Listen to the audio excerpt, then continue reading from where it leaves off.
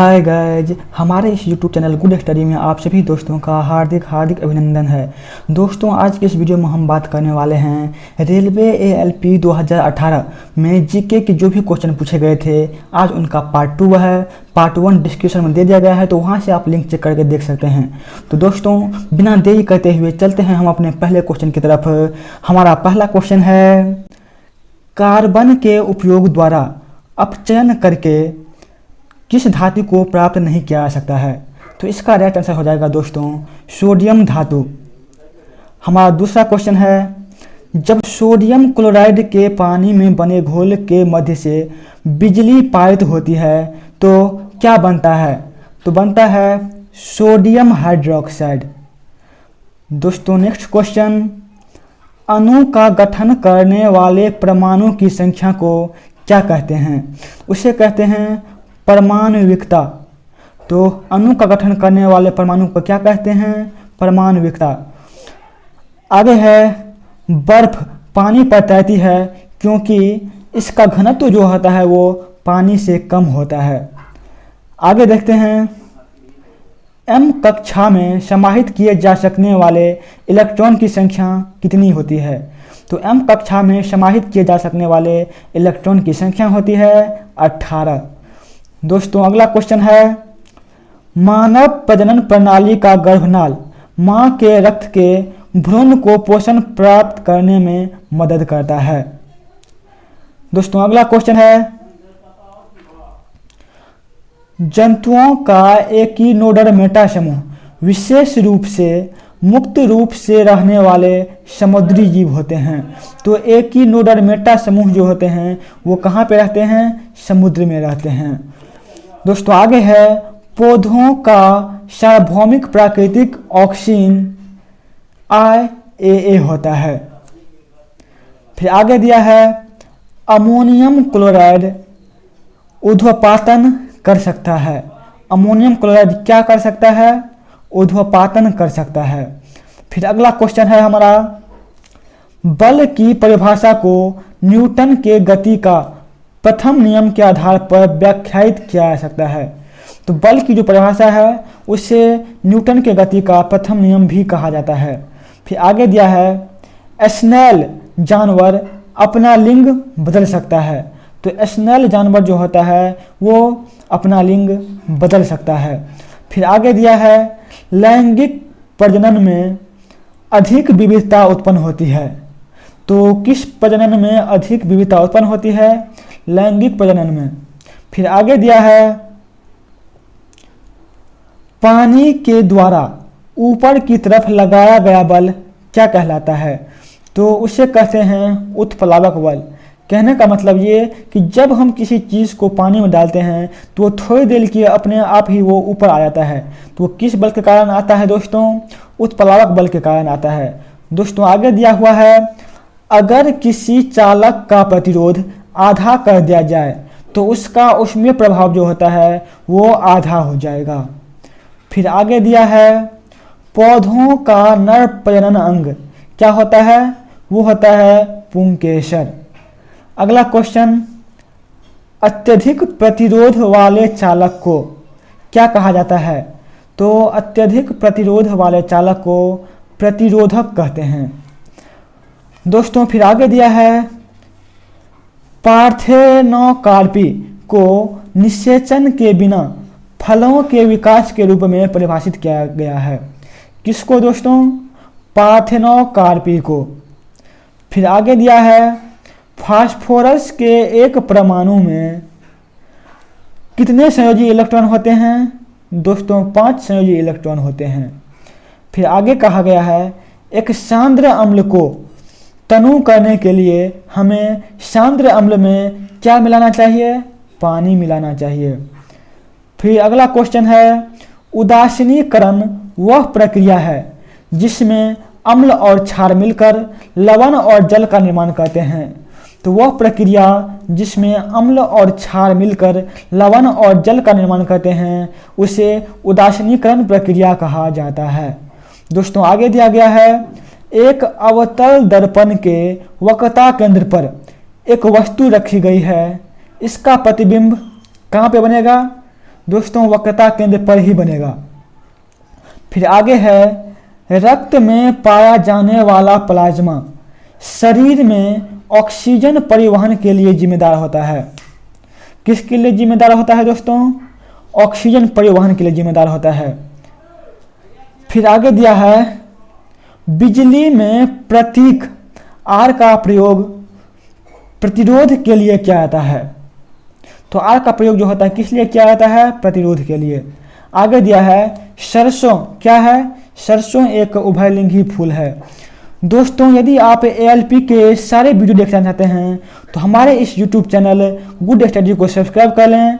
आज हमारा पार्ट 2 है और जैसे जैसे आगे फिर भी हम इसका अगला पार्ट बनाएंगे। तो दोस्तों हमारा अगला क्वेश्चन है, गर्भाशय में भ्रूण विकसित होता है। तो भ्रूण कहाँ विकसित होते हैं दोस्तों? गर्भाशय में विकसित होते हैं। आगे दिया है, पानी के 1 मोल में 6.02 × 10⁻23 अणु मौजूद होते हैं। तो पानी के 1 मोल में कितने अणु होते हैं दोस्तों? 6.02 × 10⁻23। फिर आगे कहा गया है, ऑक्सीन जानवरों में पाया जाने वाला हार्मोन नहीं है। तो ऑक्सीन जो कि जानवर में नहीं पाए जाते हैं। फिर आगे दिया है दोस्तों, ऑक्सीजन में कार्बन को जलाने पर कार्बन डाइऑक्साइड उत्पन्न होते समय दहन अभिक्रिया घटित होती है। फिर आगे दिया है, एक वस्तु पर बल लगाने के बावजूद भी किया गया कार्य शून्य होगा यदि उसका विस्थापन कैसा हो? शून्य हो। दोस्तों फिर आगे दिया है, जंतुओं का सबसे बड़ा समूह कौन सा है? वो है ऑर्थोपोडा। ऑर्थोपोडा जंतुओं का सबसे बड़ा समूह है। आगे है, लगातार या एकाधिक परावर्तन के कारण प्रतिध्वनियों को एक से अधिक बार सुना जा सकता है। फिर आगे कहा गया है, मैग्नीशियम रिबन को जलाने से सफ़ेद राख उत्पन्न होती हैं जिसे मैग्नीशियम हाइड्रोक्साइड बनाने के लिए पानी में घोला जाता है। अगला क्वेश्चन है, न्यूलैंड ने यह खोजा कि हर 8वें तत्व के गुण पहले के समान होते हैं।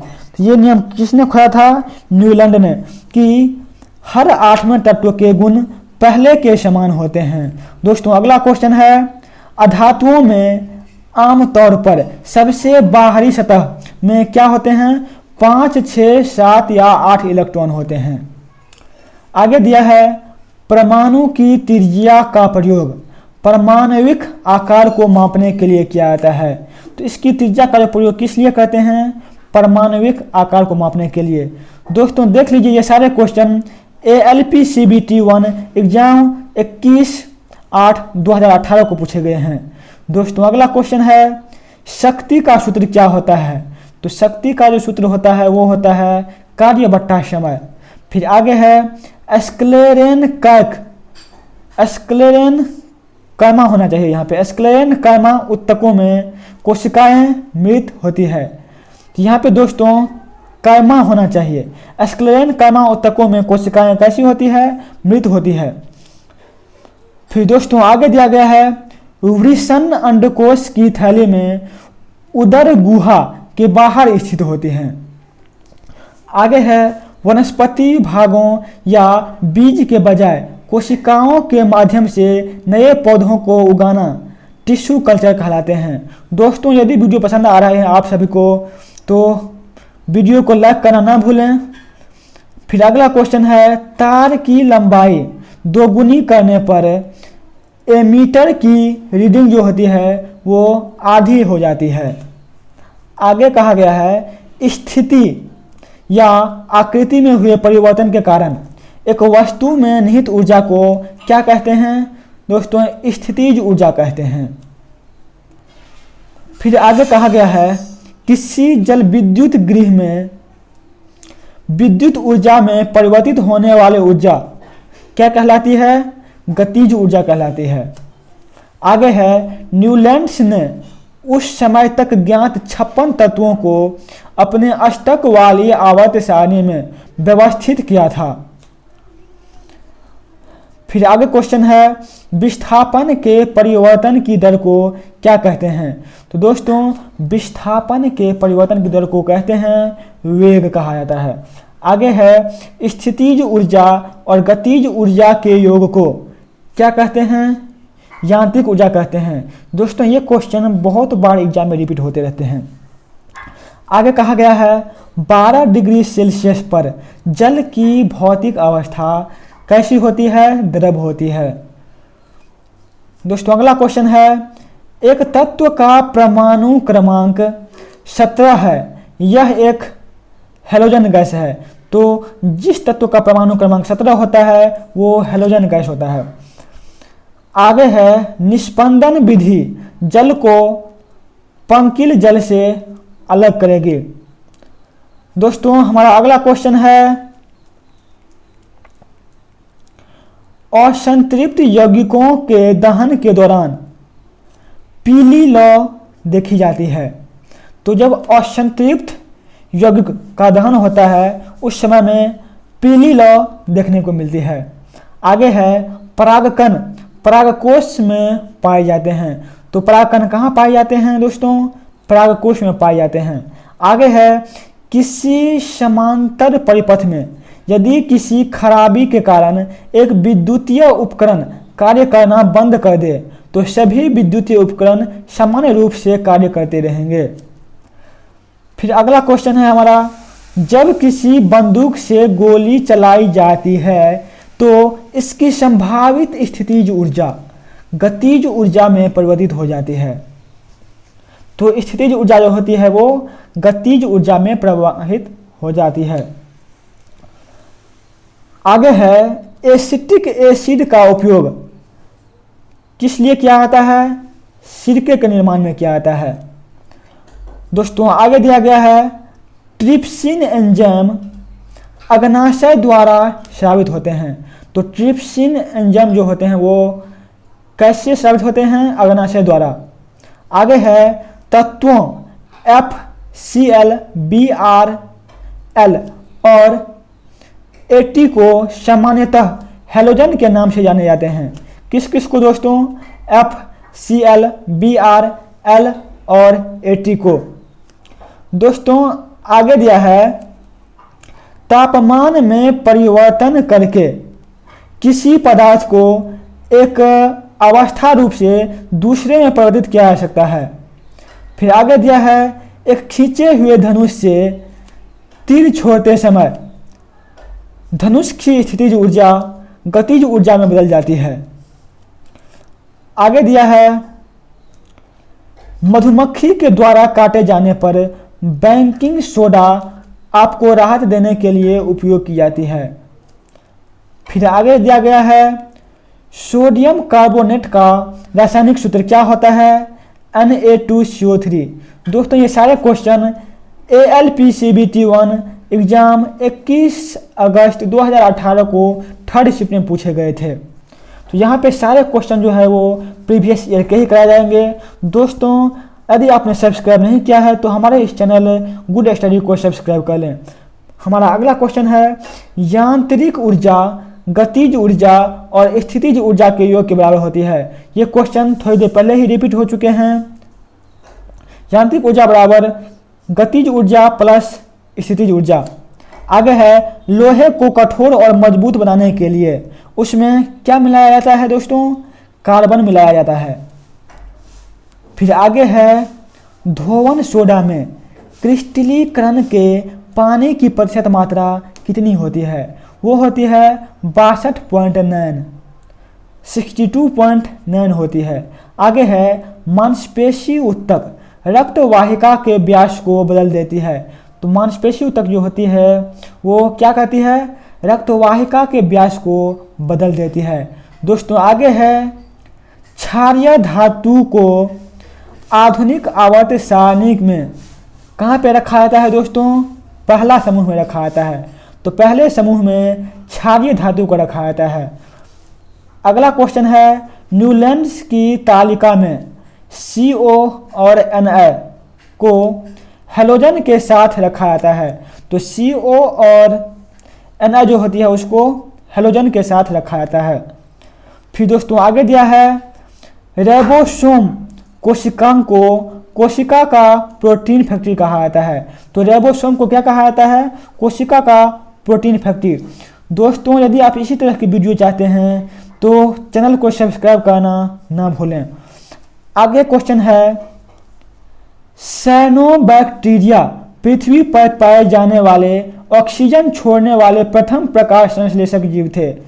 तो ये कौन से जीव थे? साइनोबैक्टीरिया।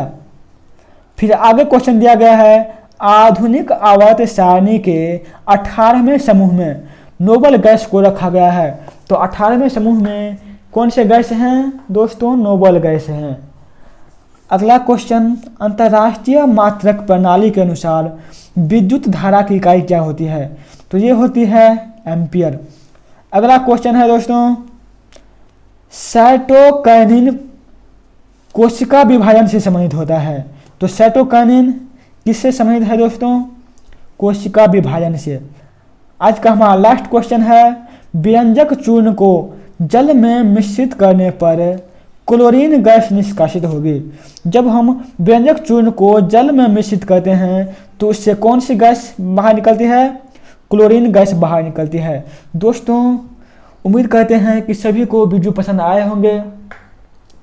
यदि आप सभी इसी टाइप की वीडियो चाहते हैं तो गुड स्टडी चैनल को सब्सक्राइब कर लीजिएगा।